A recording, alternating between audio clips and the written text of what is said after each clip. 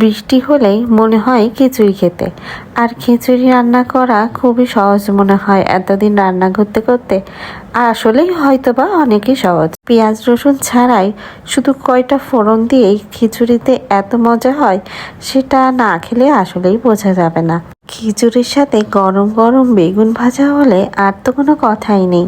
এই তো সেদিন সকালবেলায় বিধু রান্না করেছিল খিচুড়ি। এই পোলাও চাল দিয়ে এই নরম খিচুড়িটা খেতে কিন্তু দুর্দান্ত লাগে। এই পাঁচফোড়ন দিয়েই ফোড়নটা দিয়েছিল, তাই দিয়ে রান্না করা। আর এই নরম নরম বেগুন ভাজাতে মেখে আর ঘি দিয়ে তো ভালোই লাগে। আমাদের মতো এরকম পাতলা করে খিচুড়ি শুধুমাত্র ফোড়ন দিয়েই কে কে রান্না করে খান অবশ্যই কিন্তু কমেন্টে জানাবেন।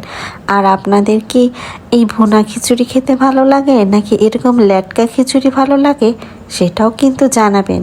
আপনাদের সুন্দর কমেন্টের অপেক্ষায় থাকবো।